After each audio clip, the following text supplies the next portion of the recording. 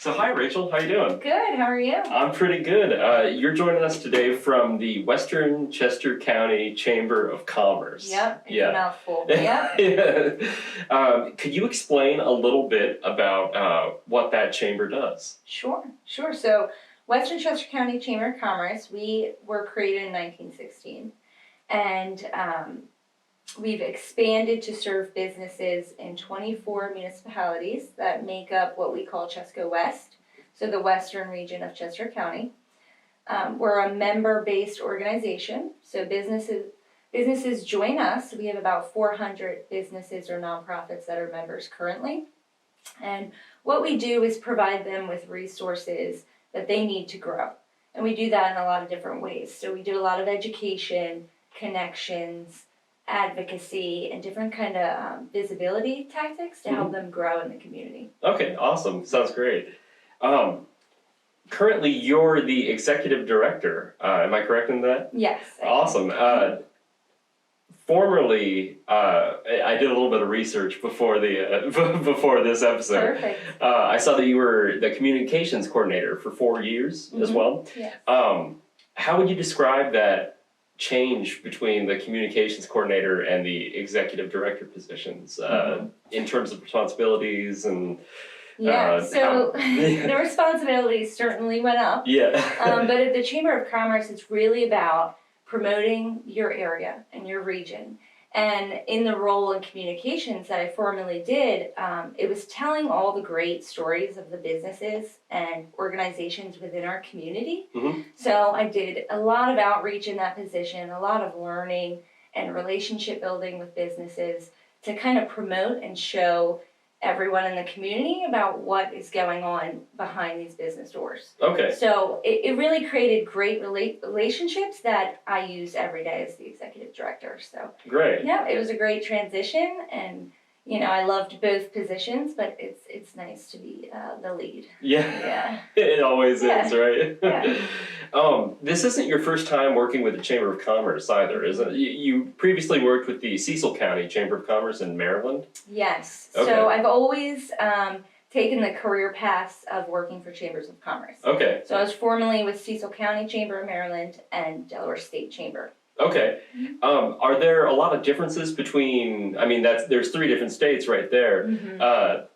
Could you describe some of the differences between Maryland and Delaware or Maryland and Pennsylvania in terms of the specifics that the chamber does? Sure. So they're all totally different worlds, really. And when it comes down to it, it really is the kind of personality of the communities. Chesco West, I personally think, is a very special place where the businesses, the nonprofits, the school districts, even the elected officials are kind of really connected, and it helps for a great economic landscape and a great community kind of camaraderie. Mm-hmm. So Chesco West is definitely special in that manner, and the industries are different. So Western Chester County, we're very diverse, but we're also very heavy in manufacturing and trades and even farms still. Okay. So in some of my different other chambers, just the industries are a little different. So every industry needs something. Sorry. That's okay. Yeah. That's pretty much the big change. Right. Difference, yeah. And you said you followed in the career path of working for chambers of commerce. What made you so passionate about that? Yes, so I started in communications and media, and that is how I first started at Chamber of Commerce, was doing a lot of photography and storytelling. Okay. And then as I started to do that more, I realized the impact that chambers of commerce have on their communities and how fulfilling it is to work towards a common goal for a community. Right. So really it is that service to the area that really has solidified me wanting to continue my career in the Chamber of Commerce. Great, yeah. In my opinion, they're very noble organizations, especially in the kind of business climate that we live in today with so many massive corporations. It's just great to see small businesses in small communities like Western Chester County thrive like that. Definitely. So moving on, helping businesses thrive, how would you say that your members get the most benefit out of your organization?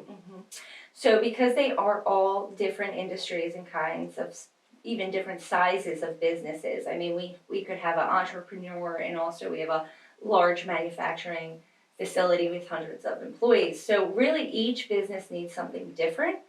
And the chamber, the real question is, what don't we do? So we try to do whatever they need to grow. Okay. So whether that's finding different funding avenues for them, increasing their marketing and visibility in the community, if they have questions about accounting or need an attorney, we're really the connector to whatever they need. Okay, great. Yeah.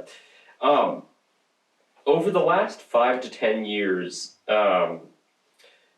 first of all, let me preface this by asking you how long you've been with the Western Chester County Chamber. I believe 5 years. Okay, good. Yeah. Well, perfect. There we go. Yeah. So, 5 years.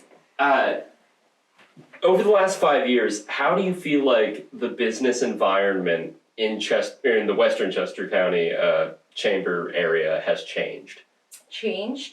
We do have a significant amount of growth pushing from the east, both in development, but also in residential development, but also in new businesses coming out our way. And that's kind of also sparking the need for new services, which creates the need for new kinds of businesses in areas where they weren't before. So it really is kind of building and growing. But it also, I find it really interesting that because Chesco West is so unique in the personality that it is, that as we have new business and development move out to our area, they kind of embrace the tone and environment that's already out here. I find that really special. Yeah. Yeah, it seems to really solidify the community.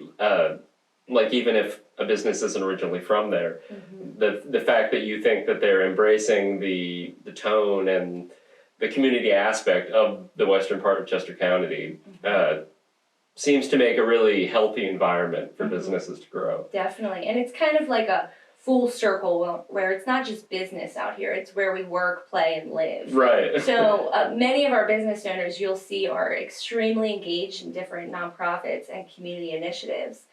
Because it's really the whole circle, not just business. Yeah, that's great. I'd love to hear that. Moving on a little bit into the technology side of things, how would you say that technology impacts the work that the chamber does? I think it does a lot. Technology is huge. Our region is very trades heavy and ag heavy, where some of these industries have been slower to engage in technology advancements or slower to update their websites and things like that. So having insight, especially from businesses like IT Edge, to be able to refer and say, hey, they will get your website up and running. They'll get your software where it needs to be, where you can be competitive in this business environment. Right. Kind of branching off of that, like you said, a lot of specific industries and businesses can be kind of late to the party in terms of technology advancements. What are some other kind of main problems that you see in terms of companies that might be struggling who are members of the chamber? Other issues outside of technology? Sure, yeah. Workforce. So workforce is our number one issue that we get from our businesses where they are struggling to find and retain employees. Okay. So for the past 2 years, we've really been hammering down on different workforce initiatives to try to solve that problem to the best of our ability. Right. That seems like a tricky one to. It's a problem that'll always be ongoing. It's just being creative and innovative and trying to connect our businesses to programs that can alleviate. Right. Again, branching off of that, what advice do you have for business owners, either within the chamber or outside of the chamber, looking to make the most of their technology, their networking, marketing, I guess in a shorter way to put it, looking to maximize their growth? How can they maximize their growth, just in general? Yeah, like what personal advice would you have for them? I think the number one most effective thing a business can do it sounds pretty simple, is really focus on relationships. Okay. Because you can read as much as you want and you can dig in and research, but really the face-to-face connections and relationships you build with businesses are going to be what you need. I'll probably answer that a different way. Yeah, no worries. Take your time and think about it. I think. What is the number one tip to maximize your business? Sure, yeah. I'd probably say that, but in a different way. Did it make sense? Oh, no, yeah, absolutely, yeah. Yeah. Totally. Okay. Let's see here. All right, pivoting back to you for a minute, and your personal and professional career, how did you get to be in the executive director position of the Western Chester County Chamber? That's a good question. Well, I've always worked at chambers of commerce, Mhm. and across all different kinds of areas. That's definitely a significant part of it. It's also my engagement in different community groups and in different regional programs. But really, I think just kind of my motivation to connect and my drive to try to solve issues for our business community, I think, that's what really put me into this position and had the board recognize that it would be a good fit. Great, yeah, that's wonderful to hear.